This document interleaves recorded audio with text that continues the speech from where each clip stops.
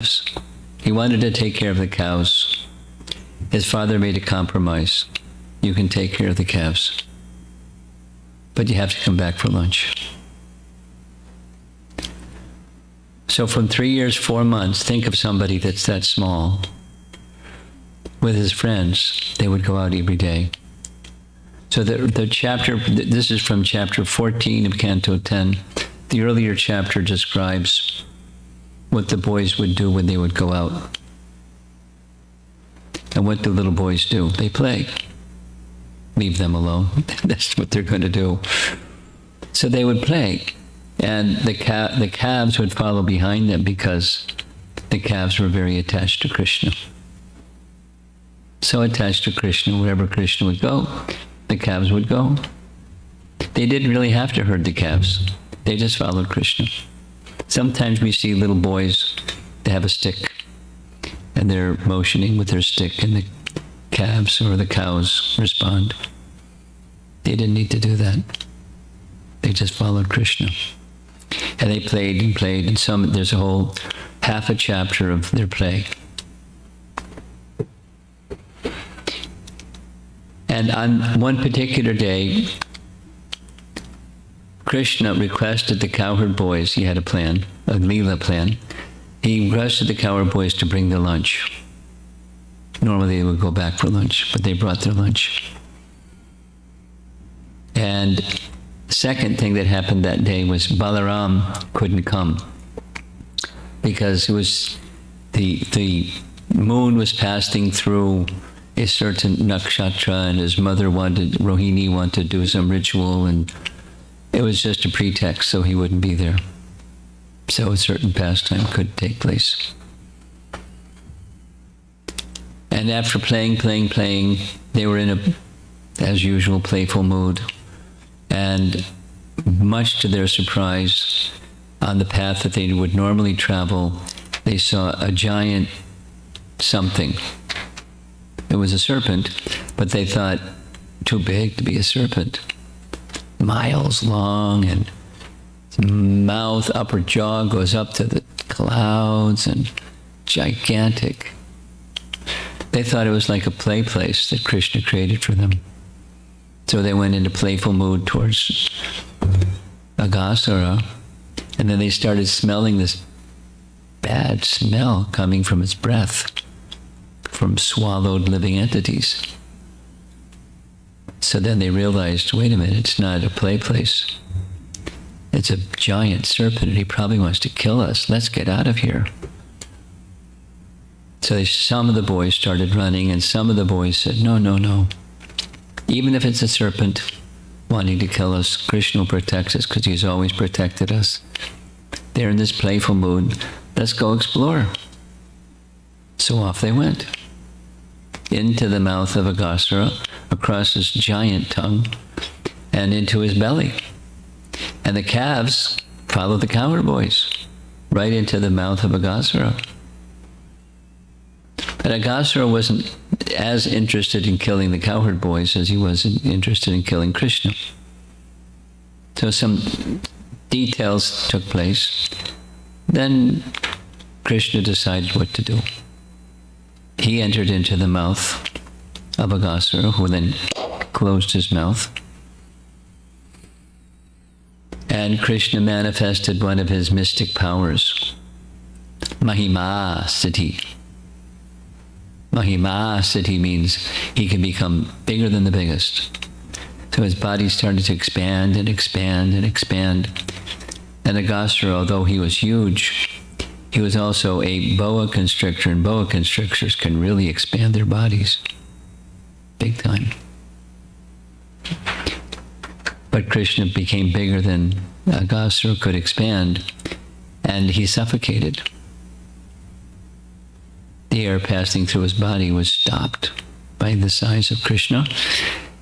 And so the soul, the jiva that was within the body of that giant serpent, left his body, went up into the air, hovered for some time like a bright light, very bright light. Krishna left the mouth of Aghasura with the cowherd boys, And as he was departing, the soul of Aghasura entered Krishna's body. Krishna gave him liberation, Sayuja Mukti. Right there. And everyone, the cowherd boys saw. Brahma was visiting at that time and he saw Sayuja Mukti. And then the cowherd boys, it was midday. Very well done, Krishna, let's go have lunch. So they went to have lunch. And they were sitting together, and that's where this scene is, having lunch together. Brahma was flying overhead in his swan carrier, and seeing this whole scene, he was bewildered. Who is this little boy anyway? I mean, he knew because he's all-knowing. He's not all-knowing, but he's very intelligent.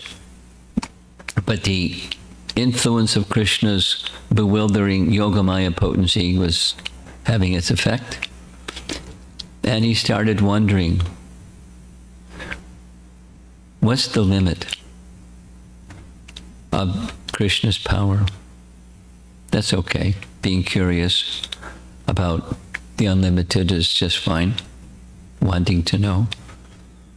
But what he did next was not okay. He decided he would match his power against Krishna's power and see what Krishna would do.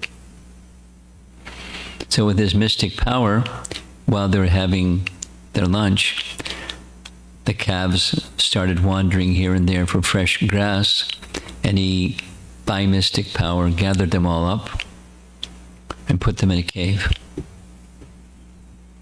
And the cowherd boys noticed the calves are missing. Well, we have to stop our lunch and go find the calves, because taking the calves is our life. Krishna said, no worry, you continue lunch, I'll find the calves. So he got up to find the calves, searched everywhere. The verses of the Bhagavatam describe he's all-knowing, but it was as if he couldn't find them. And while he was looking for the calves, by his mystic power, Brahma gathered up all the boys, put them in a cave, and came back to see what Krishna was going to do. And much to his surprise, when he went back to the lunch spot, he saw all the boys having lunch. So he went back to the cave, and there were the boys in the cave. What's going on?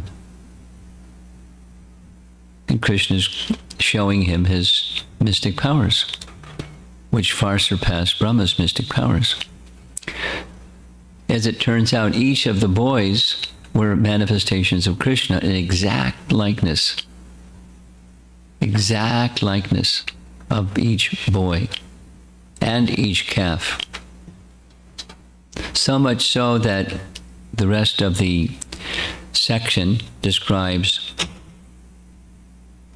during Brahma's time going back and forth, 1 year passed on earth time, solar time, and during that 1 year, these boys that looked like their sons of the mothers and fathers were actually Krishna, because the mothers and fathers, particularly the mothers, are given a lot of attention here. They wanted to have Krishna as their son and to feed Krishna. So he accepted that desire, manifested himself in the exact likeness of their son, such exact likeness that the mothers didn't even recognize this wasn't their son, because their son was off in a cave, but it was Krishna. And he spent 1 year like that, 1 solar year. And during that solar year period of time, Balaram was with the boys and the calves, but Yogamaya was covering him, although he's also omniscient like Krishna, so that Krishna could complete the pastime very nicely. And towards the end of the year, the Yogamaya curtain started to pull back, and he started to recognize things he hadn't recognized before. And he put 2 and 2 together and asked Krishna, is this what's going on? Krishna smiled. So he appreciated the potency of Krishna. But now back to Brahma. When Brahma saw each of the boys sitting having lunch, although they weren't the boys that he kidnapped, he understood this is Krishna manifesting himself as boys. And for verification, what did Krishna do? He manifested forms of Narayana simultaneously with each of the boys. And the personified Vedas were singing the praises of Narayana, which is natural. And there were a lot of cowherd boys. According to the Bhagavatam, there were too many to count. Asankhataha. Sankhya means to count, and asankhataha means you can't count. That's how many. Some number, but too many to count. In forms of Narayan, the personified Vedas chanting their glories, and the Bhagavatam verse says, all the Vishnu Murtis were surrounded by the opulences headed by Anima Siddhi. So there's 8 mystic cities. Then by the mystic potencies headed by Aja. And these lists are found in the commentaries. What are they? And by the 24 elements of creation of the material world, headed by Mahatattva. Now, he didn't just see kind of like some lightning bolt or some energy field or something like that. These are all personified because they're the spiritual origin of the material potencies. Then Lord Brahma saw that Kala, Swabhava, Karma, Kala, Swabhava, Samskara, Kama, Karma, and the gunas, their own independence being completely subordinate to the potency of the Lord, had all taken forms. I put that in a different color.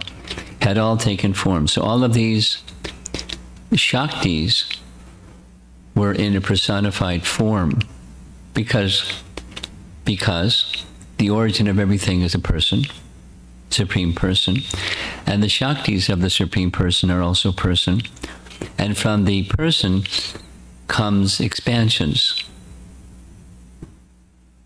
Just like, for example, from the Vedic picture, there's sunshine, there's a sun globe, and there's a sun god. Vivaswan is his name. And the sun god presides over the sun globe, from which comes the sunshine. So there are different features of the one entity, the sun, the person, the place, and the energy. There's a localized feature of the sun, that's the sun planet, and there's a personality of sun. I'm mentioning it 3 times. As in that Vedic picture of things about the sun god, the sun globe, and the sunshine, so also the absolute truth has these features, the impersonal, the localized, and personal. There's a nice verse in Bhagavatam, a very important verse, one key verse, Vedanta Tat, Tattva Vidas, Tattvam Yajnanam, Advayam, there's non-dual, Advayam, Brahmeti, Paramatmeti, Bhagavaniti, Shabdyate.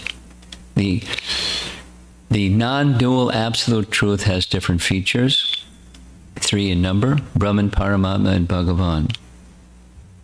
And the other 2, Brahman and Paramatma, are resting upon Bhagavan. Just like the sunshine is resting upon the sun, and the sun globe is existing because of the sun god, the abode of the sun god.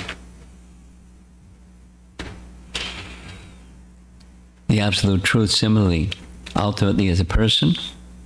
That person has energies, Shakti. There's Shaktiman and there's Shakti. And the Shaktiman has form, Satchit Ananda Vigraha, a form of eternity, knowledge, and bliss. And the Shaktis also have form. And, I mean, who's ever seen the form of time? Who's even seen time? What to speak of the form of time? But Brahma saw. He saw, we can see the 24 elements. Here's a table. So there's, earth, and within earth, the subtle elements are also there. There's fire in the table, stored. By the photosynthesis process, there's fire inside the table. It's not hot, but it's there, stored. Some water, air, ether, stored within the earth. The earth element, or the wood. So we can see elements, or feel the breeze blowing. We can feel the movement of air, etc. We can have experience of, through our senses, we can experience the elements, but the elements are resting upon, the energy is resting upon this energetic source. So this teaching is, in the spiritual realm, under Krishna's control, there are so many energies, and those so many energies, they're dependent. They do not have independence from the personal energy of Krishna, being completely controlled under the subordination of the potency of the Lord. The potency of the Lord meaning his Swarup Shakti, or his internal potency. Or, we were discussing this the other day, Satya Sankalpa Shakti. Sankalpa means intention. Satya Sankalpa Shakti. So when Krishna desires, he doesn't have to do anything. He doesn't have to call his energies, can you take care of this for me? He just has a desire. That's all. Icha. That's all.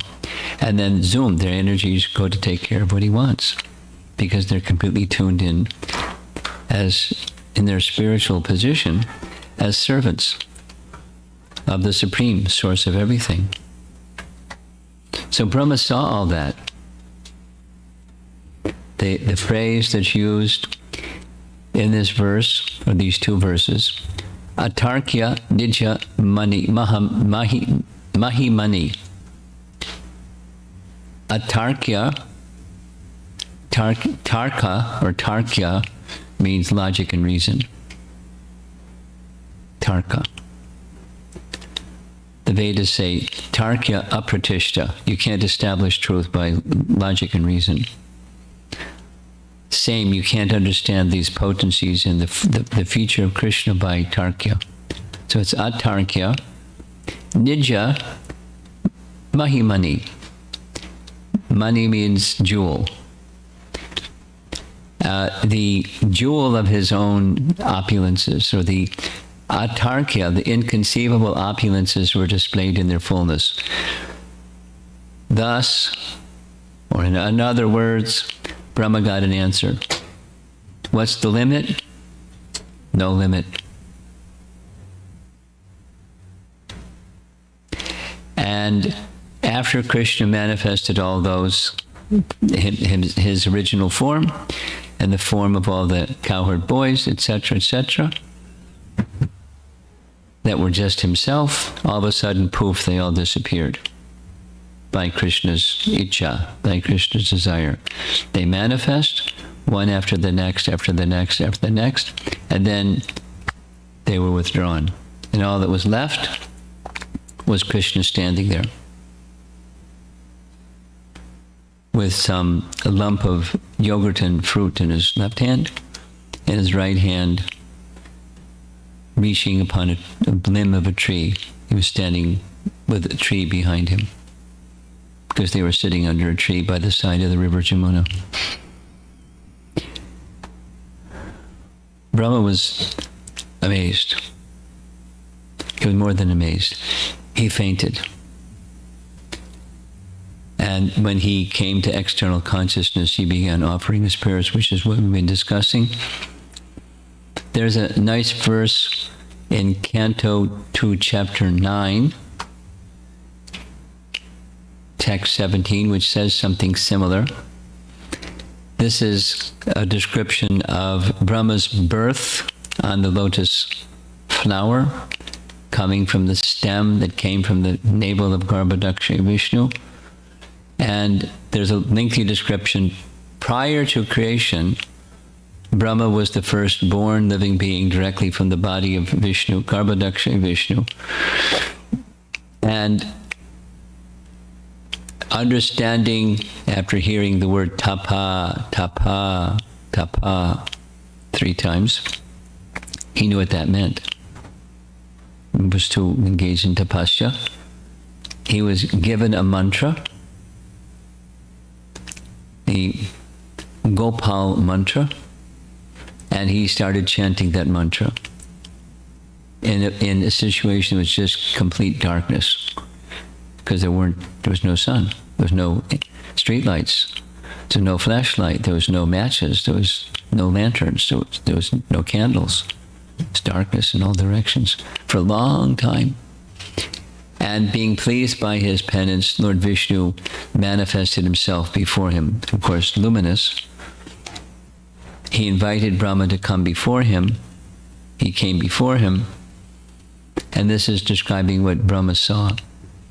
The Lord was seated on his throne and was surrounded by different energies, namely, the 4, the 16, the 5, those are identified. Which ones are those? I'll say them. But anyway, and he was endowed with his 6 natural opulences, along with other insignificant energies of the temporary character, but he was the factual Supreme Lord enjoying his own abode. Made reference to this because, just as is described in the 10th canto, chapter 13, it's described in the 2nd canto, chapter 9. Same thing, slightly different scene. Certainly, the background scene is different. They're not in Vrindavan. There isn't creation yet. But he's seeing the Supreme Lord surrounded by his potencies. The 5 means the 5 gross elements: earth, water, fire, air, ether, and sky. That's the 5.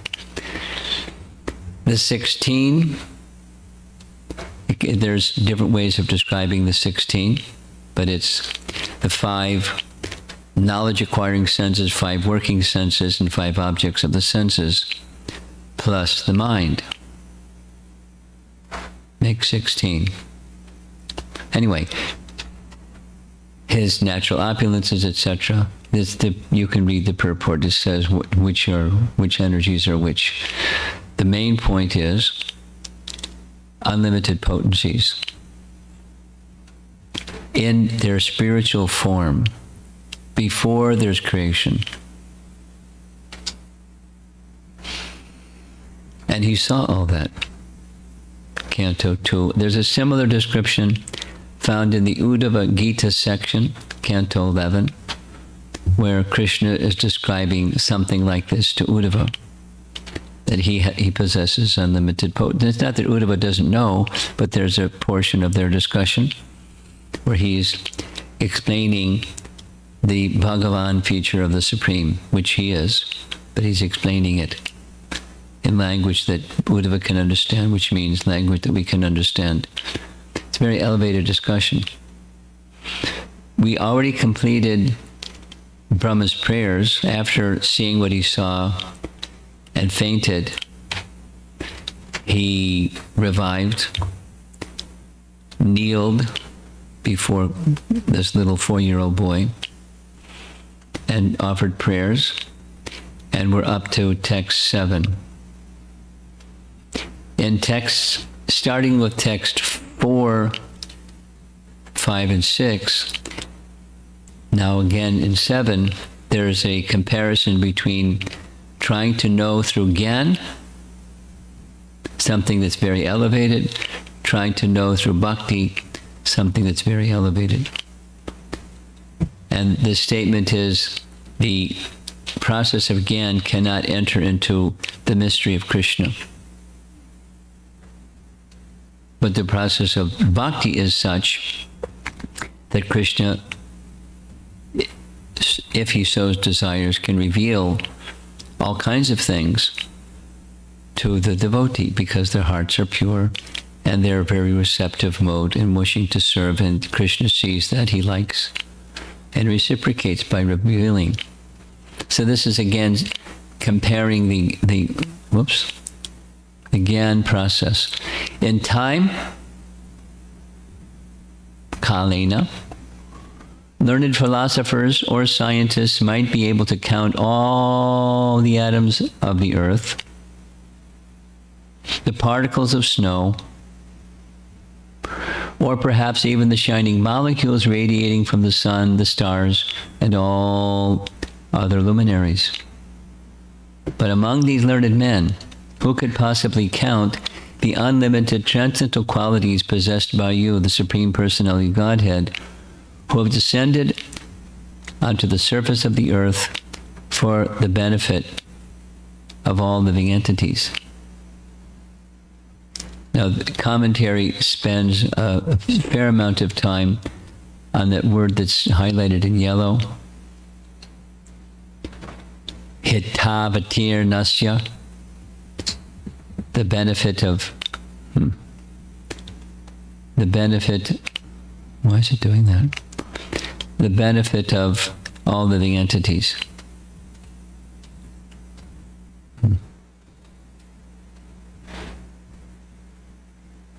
For the benefit of all living entities. Why does Krishna appear? For the benefit of all living entities. And there's varieties of living entities. For the residents of Vrindavan, it's one purpose.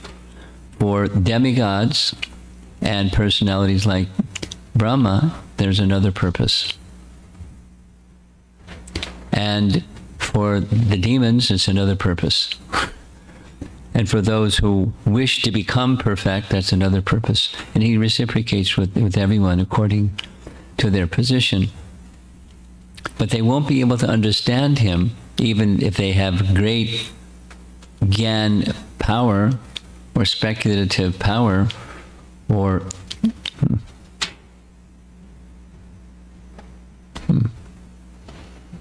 doesn't normally do that, it's switching. Anyway, I'll just deal with it. So, the main message in the whole theme of this section is the power of bhakti in contrast with the power of Gyan. One's Gyan power may be like impossible. How are you going to count all those things, supposing you can? You can't count the unlimited qualities. He's already covered the potencies, and now it's qualities, transcendental qualities. And then there's also the energies and how they manifest. This is Uddhava Gita, an image of Uddhava hearing from Krishna underneath the banyan tree. Kamba dayalum sharanam vraje me. Alas, how shall I take shelter under one more merciful? So the glorification that Brahma is making is similar to the glorification Uddhava is making, because Uddhava is very intelligent. Certainly Brahma is very intelligent, most intelligent person from the time of creation. From him, all the Vedas are manifest. Through him, all the Vedas are manifest. The personality of Godhead manifests them through Brahma.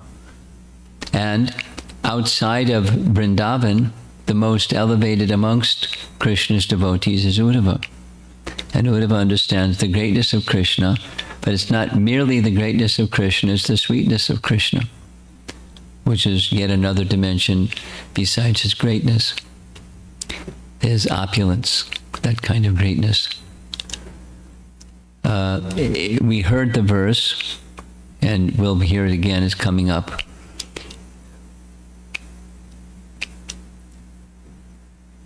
Brahma is aware, because the killing of Putana took place before this pastime, from an earlier canto, and just chronologically it happened, that Putana was delivered. And she didn't just get Sayuja Mukti, she got the opportunity to take birth in the spiritual world, in Goloka Vrindavan, and become an eternal assistant of Mother Jasoda as a nurse, to feed baby Krishna, or child Krishna, in the spiritual world, Putana. Vidura cites that event and says, who could find a master better than this? There's no such thing. Putana came to kill him, but she acted as if mother, so he accepted her as mother and gave her a personal, eternal personal service to him, although her intention was murder. Who could find a better master than Krishna? Another nice painting of Uddhava, behind Uddhava, with that cane there, that's Maitreya. He also heard this discussion. Here's the verse from this chapter 14. This is spoken by Brahma. We already heard one spoken by Uddhava. You have already arranged to give yourself to Putana and her family members, the Sakula, along with her family members. She had two brothers, Bakasura and Agasura. So Brahma saw the Agasura demon being killed, and Bakasura happened prior to that, and Putana happened prior to that. So you already arranged to give yourself to Putana and her family members in exchange for her disguising herself as a devotee. So what is left for you to give to the devotees of Vrindavan, whose very lives and hearts and all are all dedicated only to you? He's appreciating, Brahma's appreciating the great fortune of the residents of Vrindavan.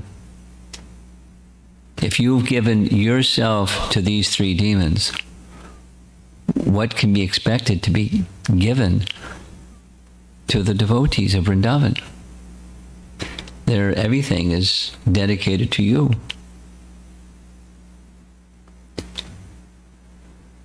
Nice painting of Krishna playing on the chest of Putana after she was killed. Her body went from a beautiful lady to her normal witch figure. She was several miles long, knocked over trees in all directions. Gigantic body. And he's this little infant. Here's a painting of Krishna's combat with Bakasura. Note particularly on the left, he purposefully allowed himself to be caught in the beak of Bakasura. One of the reasons of that was he was purifying for Bakasura, but he couldn't swallow him. It was also to give an opportunity for the cowherd boys to nearly give up their lives, because normally Krishna protects them. Now Krishna looks like in difficulty. So on the right side, they got their sticks, they're trying to whack Bakasura. Krishna escaped the beak, bifurcated the beak, and finished Bakasura. Again, time for lunch. That's the routine in Krishna's daily pastimes. And then the one that he saw was this one, the killing of Agasura. They're entering the mouth, and the right side, they're leaving the mouth and celebrating. Now, the residents of Vrindavan have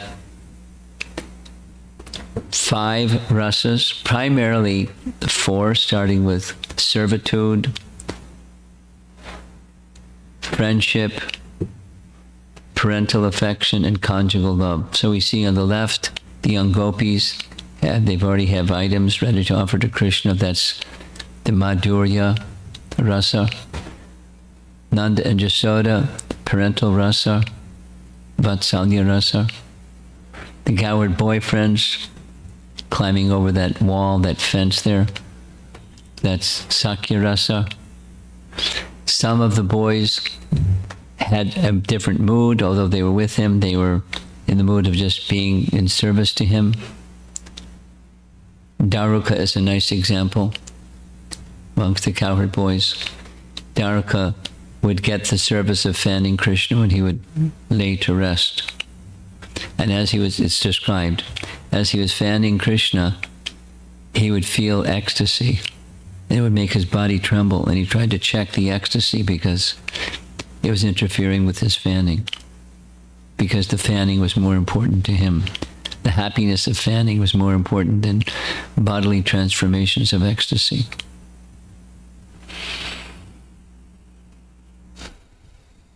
And the neutral, the trees and the other object, rocks, the river, neutral, passive. Highlighted, of course, in the Bhagavatam are the love of the gopis, and the very special gopi with that crown on in the middle there, that's Radharani. As the boys would come back with the calves at the end of the day. So now, transitioning into the next section, essentially it's Brahma making this declaration: you have unlimited qualities, and each of them are expandable to an unlimited degree. Yet the impersonalist does not and cannot realize these qualities. And it's true. The inconceivable remains inconceivable. Try to conceive what is unlimitedly beautiful. How beautiful is unlimitedly beautiful? How attractive is unlimitedly attractive? How compassionate is unlimitedly compassionate? You can't conceive because it's unlimited. And that's what's being spoken here in these prayers. Now, because Brahma has highlighted bhakti in contrast to Gyan as a way to understand all these things, I now wish to describe both the internal and external activities of bhakti. These messages are coming from Vishwanath Chakravarti Thakur, the great Acharya. So we'll just begin, starting with text 8.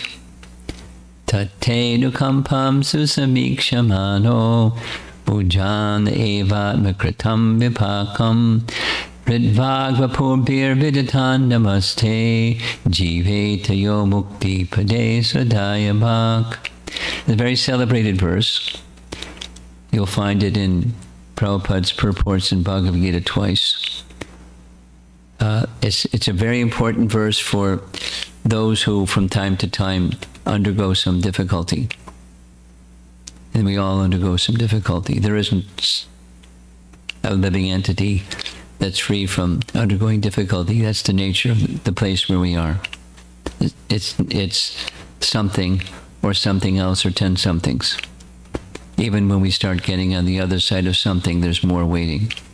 It's just the nature of the place. Krishna says in Bhagavad Gita, Dukkhalayam ashashvatam. So, my dear Lord, one who earnestly, susamikshamano, one who earnestly waits for you to bestow your causeless mercy. That's in that anukampam, waits for you to bestow your causeless mercy upon him, all the while patiently suffering, bhunjana, the reactions, or vipakam, of his past misdeeds, atmakritam.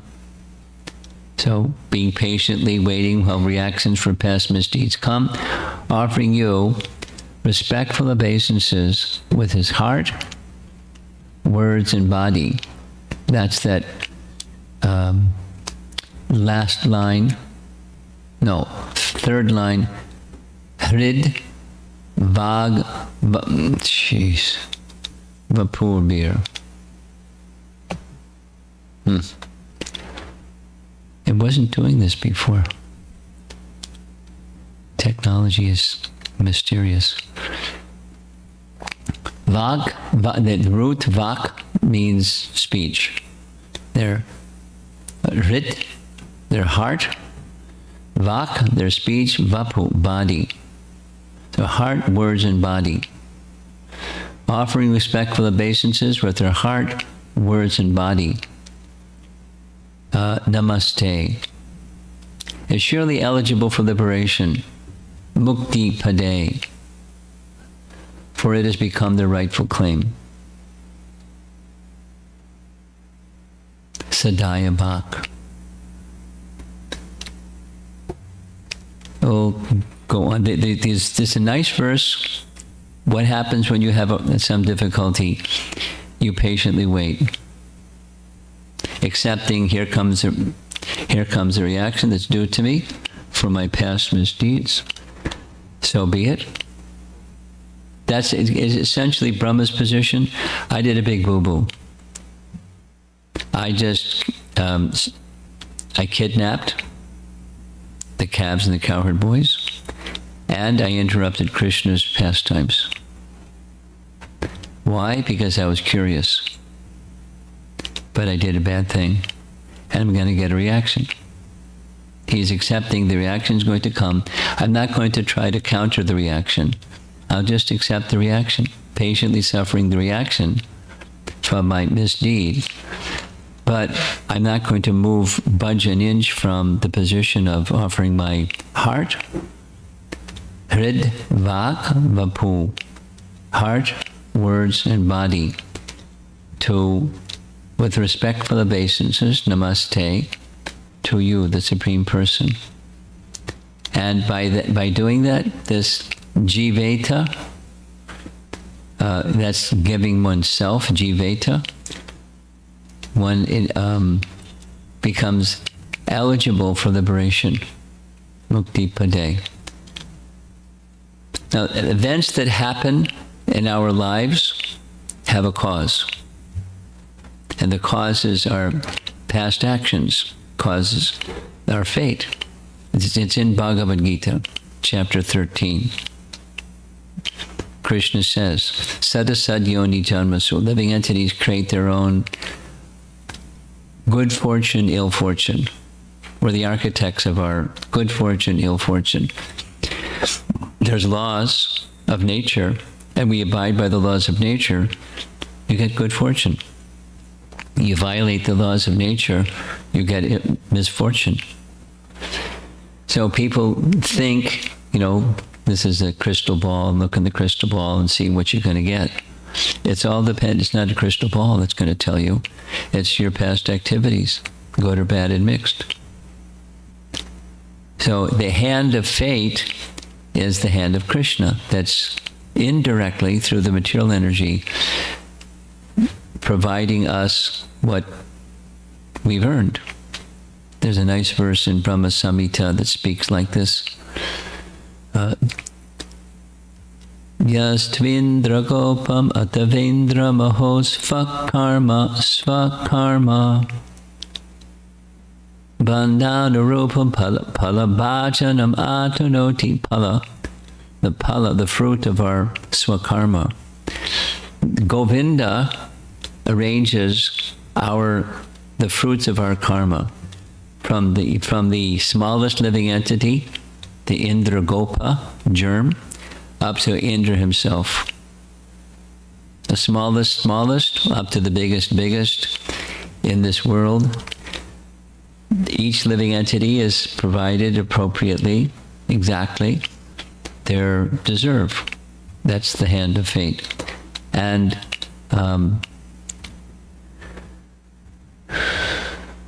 there's a different situation for those devotees. What's that? The different situation is Govinda takes away the very root of the tendency for fruitive activities. Fruitive activities brings reactions. The tendency for fruitive activities is uprooted for those who are devotees. And the tendency means ignorance and our past misdeeds. Past misdeeds perpetuate more misdeeds. A thief may get caught. And after they get caught, and they're tried, they're put in jail, and then they're released, what do?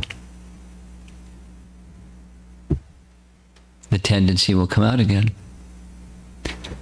So punishment for misdeeds doesn't take away the tendency. Or atonement for misdeeds doesn't take away tendency, it takes away the reaction. But bhakti takes away the tendency.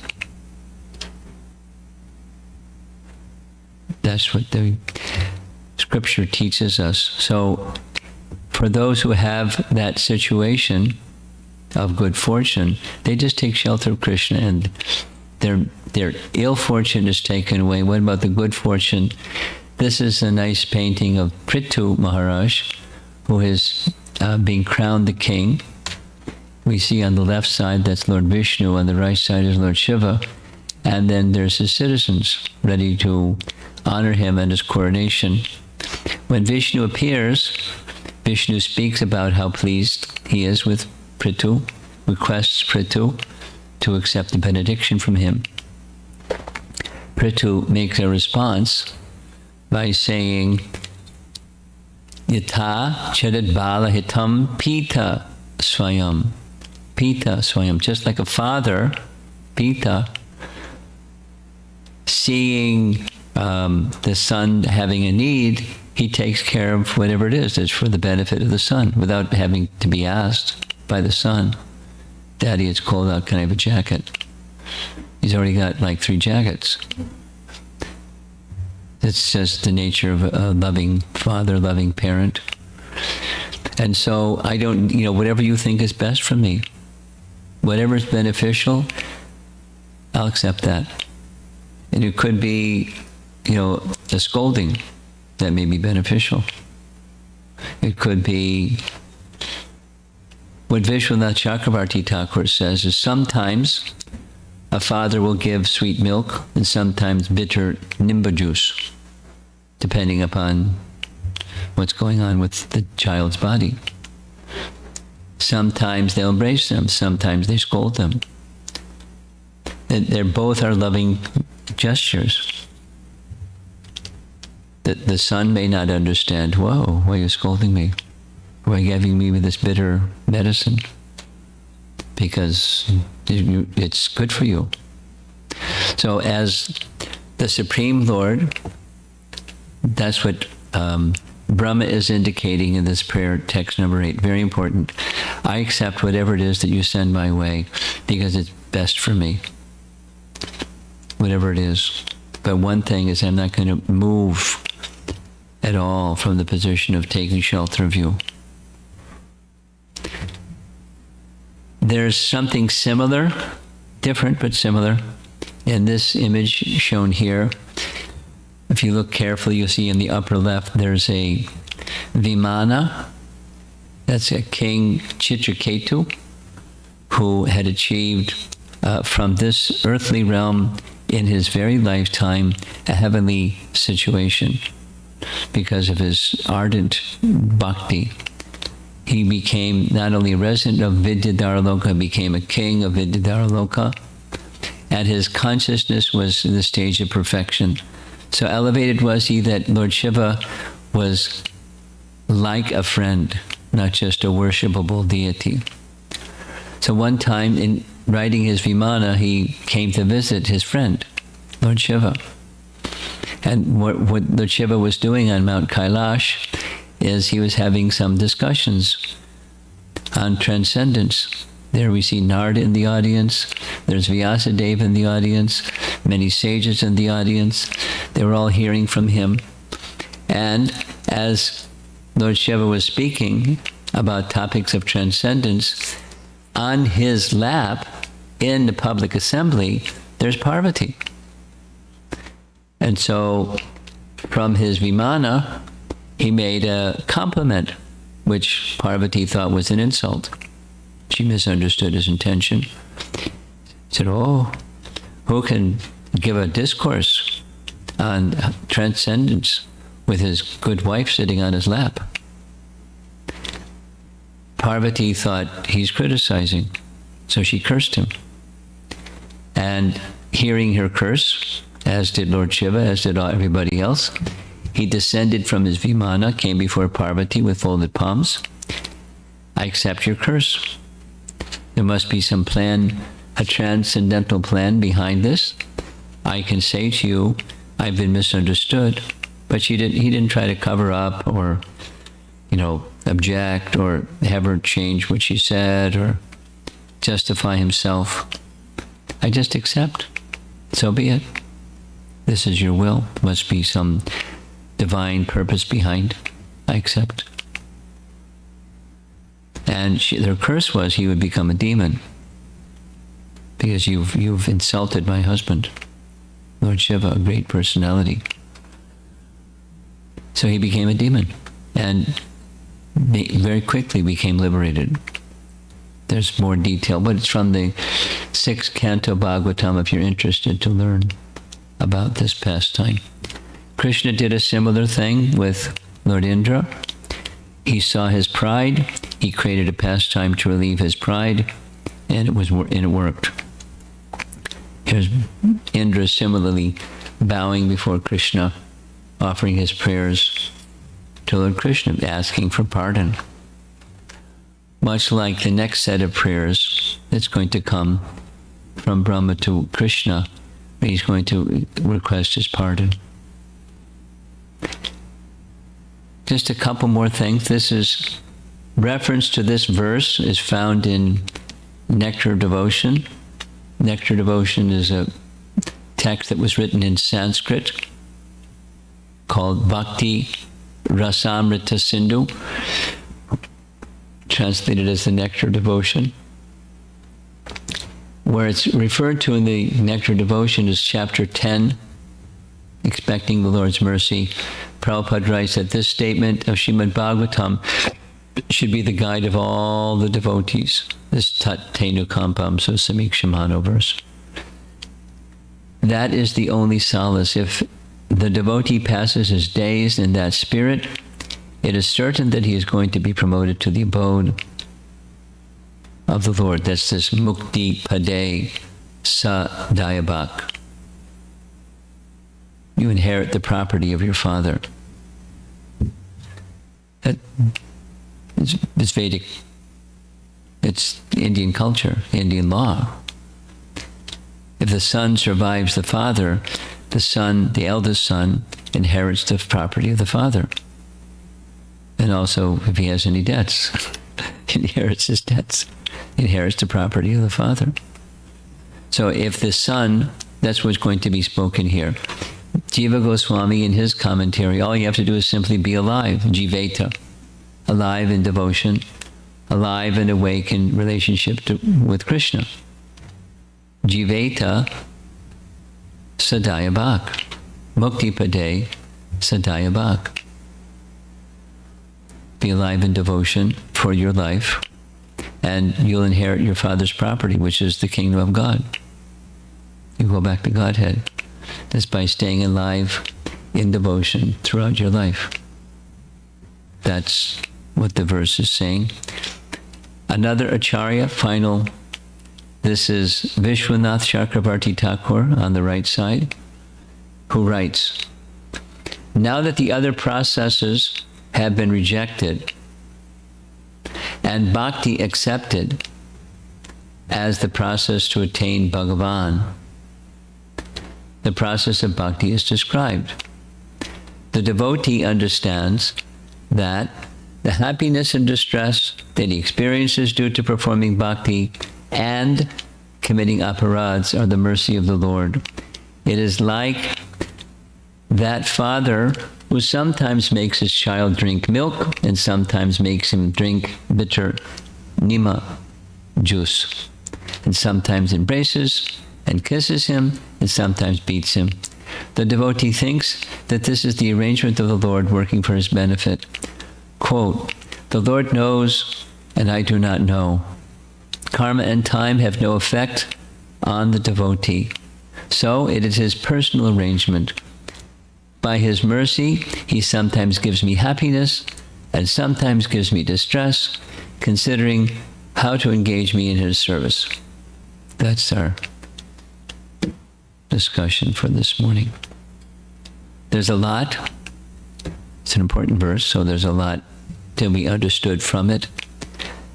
The world in which we live is a world of duality. Sometimes it's winter, sometimes it's summer. Sometimes it's day, sometimes it's night. Sometimes it's wet, sometimes it's dry. Sometimes it's light, sometimes it's dark. Sometimes there's happiness, sometimes there's distress. It's just the nature of the world. It's a place of duality. And when that distress comes, what to do? This is teaching what to do. It doesn't mean, for example, what it doesn't mean is just become a human punching bag and anybody can come and punch you and it's just quite okay. It's not become a passive, dull personality. You may do something or not do something, but you do that out of choice, not out of responding and reacting to some harsh something, so harsh words or harsh treatment, or you may do something, but you're not. The transcendentalist, at least, is accepting that this is coming my way because of my past misdeeds. And I'm going to stay fixed in the mood of service to the lotus feet of Krishna. And then whatever is appropriate behavior or speech with the time, place, circumstance, then you have freedom. Supposing you don't do that, you get reactive and you don't have much freedom. You're being pushed by passion or anger or sadness or something carried by the mind. The transcendentalist controls their mind through the bhakti process. That's the teaching. That's an important principle, how to navigate through a place where there's duality.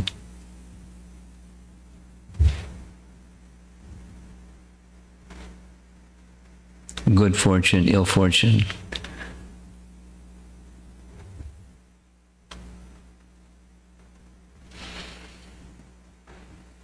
We discussed this a little bit yesterday evening from a different angle. Let's see if there's some comments or discussion anyone would like to bring up.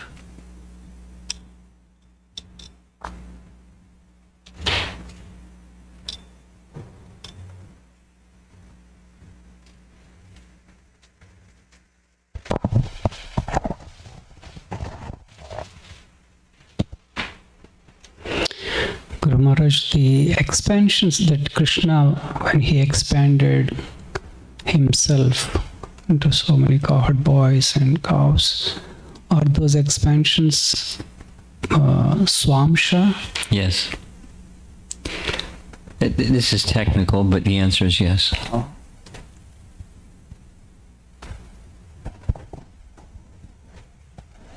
The cowherd boys are jivas, the ones that went in the cave. But these are himself. Swangsa.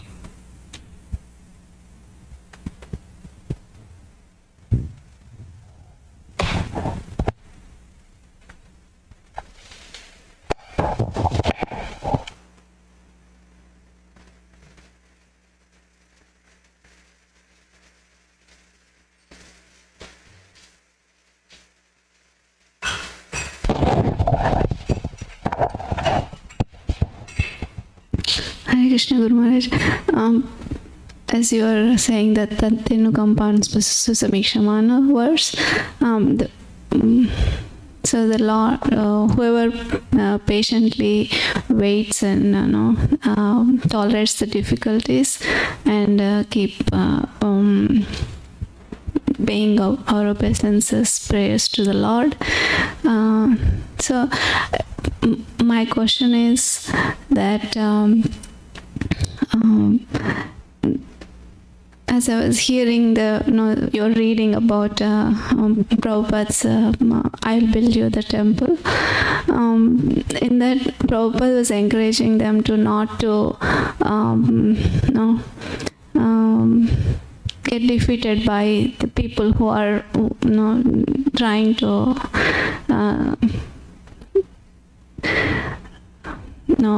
bring some difficulties in building the temple.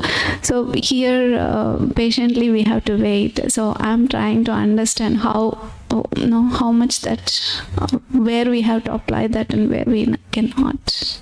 Your question is, where do we apply being patient? Yeah. Where? And where we cannot, because and where we cannot.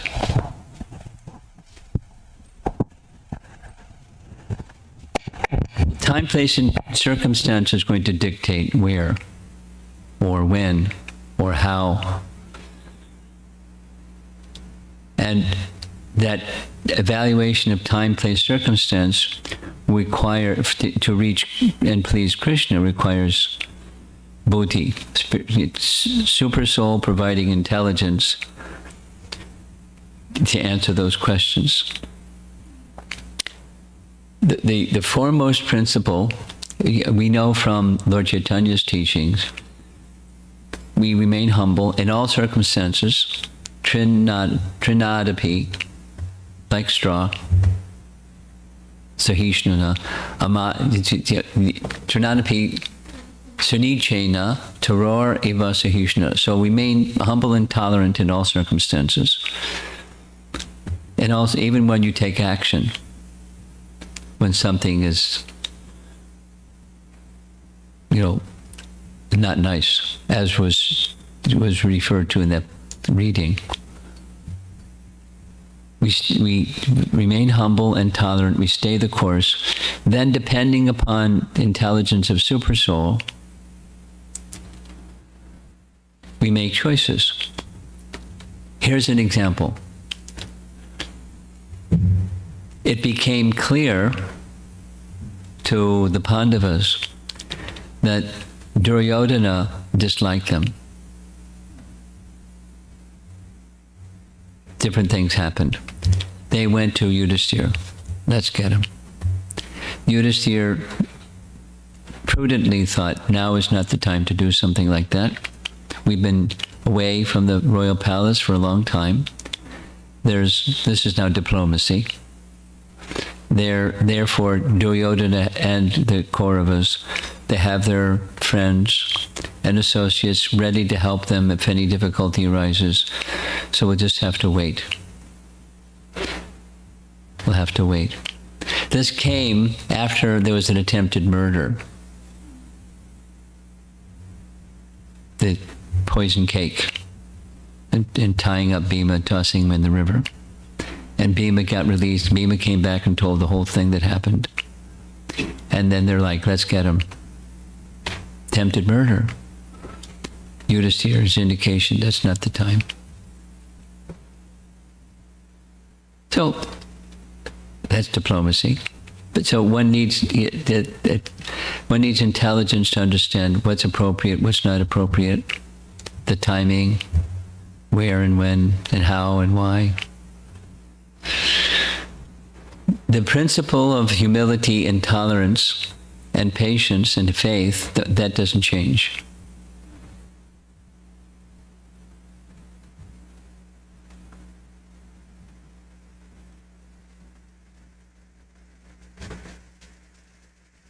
Then it requires Krishna consciousness or guidance from Super Soul or elevated Vaishnavas who are very dear to Super Soul to advise and guide. And if we're not clear, then we just remain patient and tolerate. Here's an example of just remain patient and tolerate.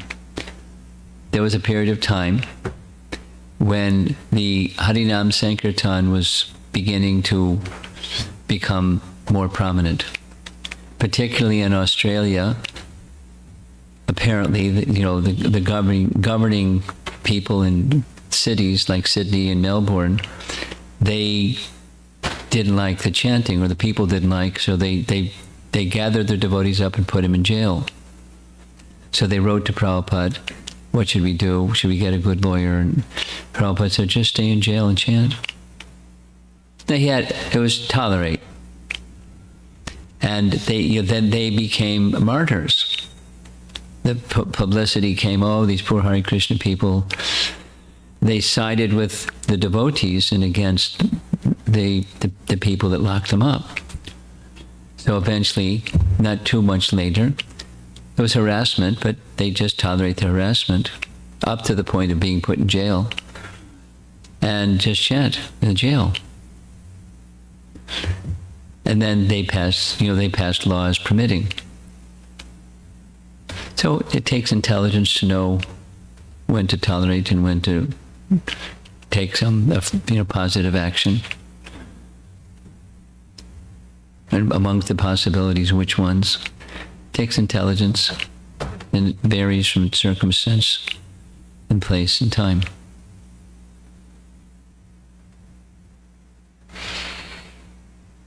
Okay?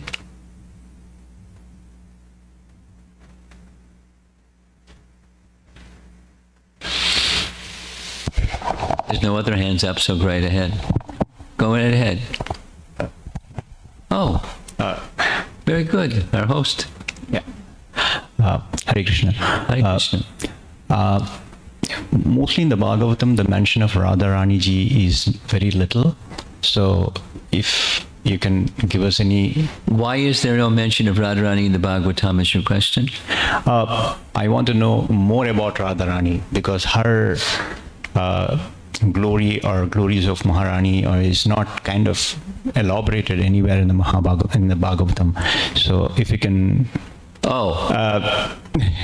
The reason is one thing, and the glories is another. Okay. Well, the followers are... On Sunday, I've been asked to speak about in the Baltimore Temple, the teachings of Lord Chaitanya. And one of the things I'm going to say, responsive to your question, the teachings of Lord Chaitanya are the teachings of the Bhagavatam. The teachings of the Bhagavatam are the teachings of Lord Chaitanya. They're the same. The indication in the Bhagavatam, in a number of places, in the 10th canto in particular, but even as far back as the 1st canto, the glories of the residents of Vrindavan is highlighted. They're superlative. And the superlative position of the gopis is highlighted in the 10th canto of the Bhagavatam. That's Lord Chaitanya's teachings, which is the teachings of the Bhagavatam. Elaborating upon the teachings of the Bhagavatam and the teachings of Lord Chaitanya, you will especially find in the writings of the 6 Goswamis. Now, there are other writers besides the 6 Goswamis that wrote elaborately about the gopis. For example, even before Lord Chaitanya appeared, great authors that Lord Chaitanya liked very much. You're familiar. Well, Bilvamangala Thakur, or Gita Govinda, Jayadev. Jayadev Gita Govinda. Yeah, okay. So Jayadev wrote about the glories of the gopis, and even specifically Radharani. The special position of Radharani. So that's a source. And the writings of the Goswamis are abundant. So if you're interested, here's one source that's published by the BBT that I'm sure you'll like very much if you want to hear about the gopis and specifically Radharani. It's Brihat Bhagavatamrita. Brihat Bhagavatamrita. Bhagavatamrita. Amrita. Brihat Bhagavatamrita. Sanatana Goswami is the author, and it's 2 parts, and the conclusion of part 1 is the same as conclusion of part 2, which is the special glory of the residents of Vrindavan. Amongst the residents of Vrindavan, the special glory of the gopis. Very beautifully described. And it's the context of the book is after Shukadeva Goswami finishes speaking Srimad Bhagavatam, the snake bird hadn't come just yet. He got up and left. Shukadeva got up and left. There's his mother, Uttara, Maharaj Parikshit's mother. Uttara comes to her son and says, I couldn't quite follow all of what he said. Could you explain it to me? Maharaj Parikshit said, this is normally not the right time to ask such a question. But because it's such a nice question, I'll answer. And that's part 1. And then after that comes part 2, where, could you explain this further? I mean, I'm just paraphrasing. And so he explains further. And the 3 parts of the Brihat Bhagavatamrita sit on your shelf like that. Each volume is that thick. And it goes through the whole range of A to Z of what's in the Bhagavatam. Yet its focus is heading towards the residents of Vrindavan, and specifically the gopis. At the end of part 1, the scene is Narada has visited Dwarka after a long search of who is the greatest recipient of the mercy of the Lord. He's finally sent to Dwarka because Krishna is there all the time. And amongst the residents of Dwarka, Uddhava is very special. So when Narada arrives, Krishna's late. He hasn't come to the royal assembly. And everyone's wondering why. And the reason why is he couldn't get out of bed because he was in such a, so they want to find out why he couldn't come out of bed. Because he was just thinking of the residents of Vrindavan and specifically thinking of the gopis. So he was beside himself with anxiety, thinking of the separation that they feel for him and he feels for them. But he felt helpless to do anything about it. Then he explains why. So anyway, it goes on and on and on and on and on. Krishna brings the queens. I want to tell you what my love for the residents of Vrindavan, my love for the gopis in Vrindavan is. I want you to hear. And then Krishna says what he feels for them and why. And that's the summary of what Maharaj Parikshit understood from Shukadeva Goswami hearing Bhagavatam. And then his mother says, can you explain it further? And then it's really amazing. Part 2. And part 2 says actually that was just a sequel. This is the real story. And it's really fantastic. So what Krishna says to answering how much he loves. What he feels and why. The kind of love that they have for him is he feels it. And what he feels when he feels their love for him. And then why he hasn't gone back. He gives that reason.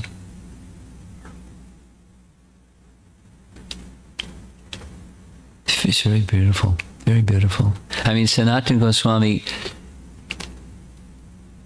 knows. He knows because Lord Chaitanya empowered him to know. And Rupa Goswami similarly. Lalita Madhava and Vidagdha Madhava. There's more. There's more. Yeah. Here's the microphone right behind you. Hare Krishna Maharaj. Please accept my humble namaskars. Rupa Goswami's writings likewise. Very, very beautiful. Very beautiful. Maharaj, following up on that question, Krishna said he will come back to the gopis, but he did not go back. So He didn't and he did. that is, I did not understand. Can you elaborate Sure. that one part? And Which, before you go on to the next question, what is it? Be really clear what you want to know. Did he go back Yes. or did he not go back? And if he didn't go back, why not? yes, That's your question? yes, Okay. In Brihad Bhagavatamrita, he gives an explanation of why he didn't go back. But that was at a certain point in time. He didn't go back. He didn't go back because their lives were sustained in anticipation of his return, because he said he would return. And if he came back, then would have to go again to Dwarka. They would die.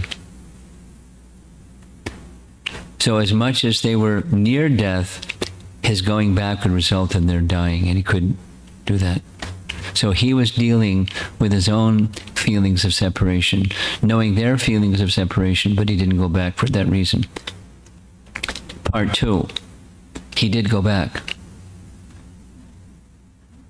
And it's elaborately discussed by our acharyas, making reference to Padma Purana, that after killing Dantavakra, because another reason Krishna didn't go back is if he went to Vrindavan, then the remaining demons on earth would know that he holds the devotees in Vrindavan very dear, and so they would harass them, or worse.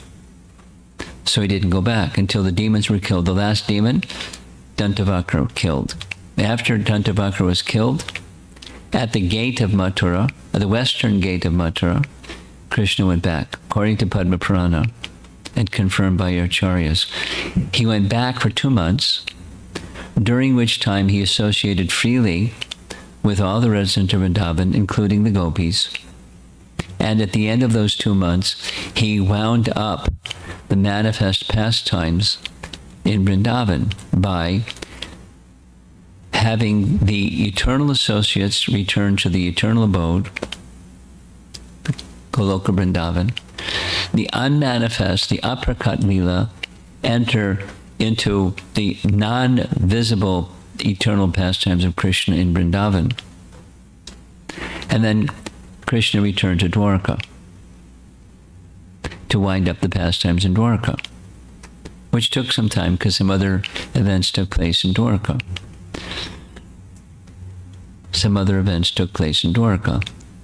There were other things that went on during that time when he went back to Dwarka. But the residents of Vrindavan, their leelas were withdrawn,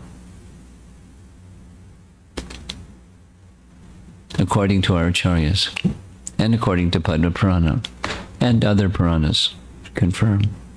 So he didn't go back for the reasons mentioned. When the final demons, when Dantavakra was killed, he did for 2 months and wound up his pastimes. Later, the great grandson of Krishna was given the kingdom of Mathura under Parikshit, right? Vajranabha, you know his name? Vajranabha was the son of Aniruddha, who was the son of Pradumna, who was the son of Rukmini and Krishna. So the great-grandson of Krishna, Vajranabha, was given rulership over Mathura by King Parikshit. And one of the things he had to do is he had to repopulate Vrindavan because it was empty, because Krishna emptied it out by taking everyone with him to the spiritual world. And Krishna's expansion returned to Dwarka to wind up the pastimes in Dwarka. And many things happened in between. The chronology is a little, you have to hear it like 6, 10 times, 20 times, then you kind of figure it out. Oh, that's what happened. But I'm just giving you a quick summary. why he didn't go back, and then eventually went back, and then wound up his pastimes, and then returned to Dwarka to wind up his pastimes in Dwarka, and some other things happened in between. More? You good? Led to another question. Okay. I asked the second question I thought I'd ask you. What about Krishna's biological parents? What about his what?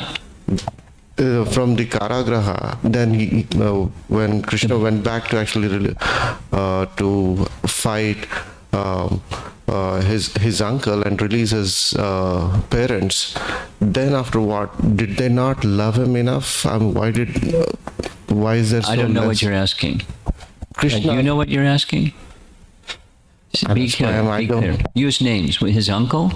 So that is Kamsa. He fought Kamsa. He killed him. Yes. Then he went and actually released his parents, and after Vasudeva, right?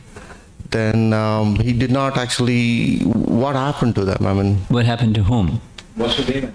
yes. Oh, they stayed. They stayed until Krishna transported everybody from Mathura to Dwarka, and then they went to Dwarka. They were in Dwarka. Oh.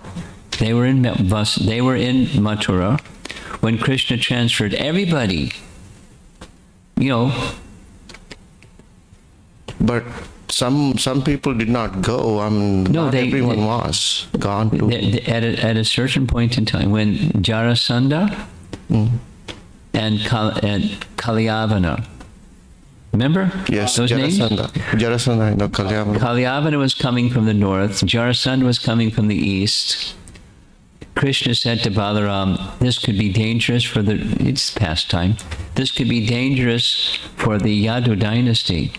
You hold everybody off. I'm going to locate the entire Yadu dynasty, including Vasudeva and Devaki, in Dwarka. He arranged lickety-split for Dwarka to be built. He transferred them, gave them their residential quarters, said Haribol, and went back to Mathura. And there was Balaram holding off Kalyavana and Jarasandha. So then Krishna went onto the battlefield alone. Kalyavana recognized him from descriptions, and Krishna started running. And Kalyavana couldn't catch him. He ran into a cave. Yes. So your question was, where were Vasudeva and Devaki? They were in Mathura until he sent everybody, the Yadu dynasty, to Dwarka. They were then in Dwarka. Right to the very end. Right to the very end. They're in Dwarka. Okay. Narada is visiting in Dwarka and having a discussion in the 11th canto with Vasudeva at Vasudev's home. Then they have, after that talk, Vasudeva has a yajna. And at the end of the yajna, the Samba and his sons offend the Brahmanas that did the yajna. Then there was a curse by the Brahmanas. You know the story. The curse of the Brahmanas? No. They went to Prabhas. They were cursed.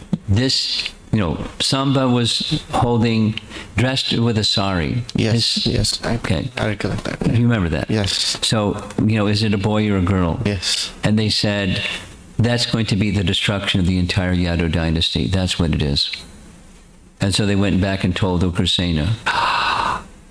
And Ugrasena consulted the ministers. The ministers decided to take that lump of iron and grind it into powder and throw it in the sea.